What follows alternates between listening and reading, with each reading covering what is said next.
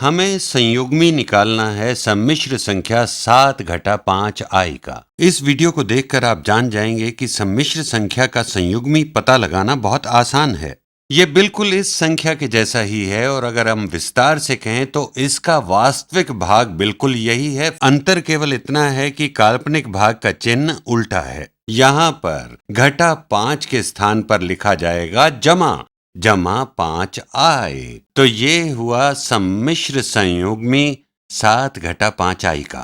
और इसे संकेत प्रणाली से दर्शाने के लिए आप यहाँ लीजिए 7 घटा 5 आई, यहाँ लिखते हैं 7 घटा 5 आई, 7 घटा 5 आई और इसके ऊपर एक रेखा खींचें ऐसे। इसका मतलब आपको चाहिए संयुग्मी 7 घटा 5 आई का जो बराबर होगा 7 जमा 5 आई के। इसे ऐसे भी लिख सकते हैं, देखें, जैसे z वो चर है जो अक्सर सम्मिश्र संख्या दर्शाने में प्रयोग करते हैं। जैसे z बराबर है 7 घटा 5 आई के, तब कहा जाएगा सम्मिश्र संयुग्मी z का। z के ऊपर एक रेखा खींचें जो बराबर है 7 जमा 5 आई के।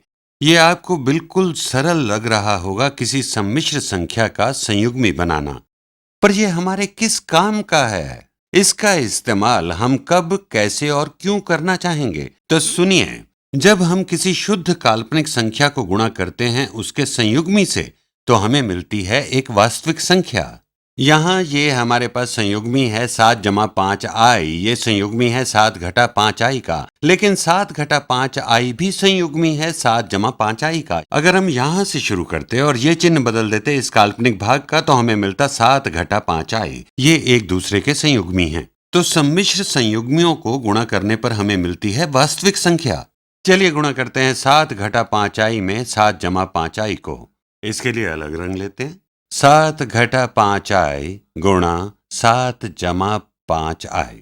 और याद रखिए, जब भी आप इन संख्याओं को गुणा करें तो हर पद को दूसरी संख्या के हर पद से गुणा करें। आप वितरणात्मक गुण का 2 बार प्रयोग करें, यानी इस सम्मिश्र संख्या का हर एक भाग गुणा इस सम्मिश्र संख्या के हर भाग से। तो चलिए शुरू करते हैं। 7 गुणा 7 जो है 49, 7 गुणा 5 आई जो है 7 गुणा 5 आई जो है 35 आई, और फिर ऋणात्मक 5 आई गुणा में 7 जो होगा ऋणात्मक 35 आई। आप देखिए कि काल्पनिक भाग आपस में कट जाएंगे। फिर हमारे पास है ऋणात्मक 5 आई गुणा धनात्मक 5 आई, तो ये होता है ऋणात्मक 5 आई का वर्ग। याद रहे आई का वर्ग होता है ऋणात्मक 1, तो ये होगा ऋणात्मक 25 गुणा आई का वर्ग। यहाँ लिखते हैं ऋणात्मक 5 आई गुणा 5 आई बराबर है ऋणात्मक 25 गुणा आई का वर्ग। आई का वर्ग है ऋण 1, तो ऋणात्मक 25 गुणा ऋण 1 बराबर है धन 25 के। और ये दोनों यहाँ कट जाएंगे और हमारे पास अब बचा 49 जमा में 25। 50 जमा 25 होता है 75, यहाँ ये हुआ 74। तो ये हमारे पास आई एक वास्तविक संख्या 74। इसके हल का दूसरा तरीका है, आपको वितरणात्मक गुणों का प्रयोग ही नहीं करना, आप स्वयं देखकर अनुमान लगाएं। यहाँ पर हमारे पास है कुछ घटा कुछ गुणा में कुछ जमा कुछ, और हमें अपने बीजगणित का कुछ याद भी है।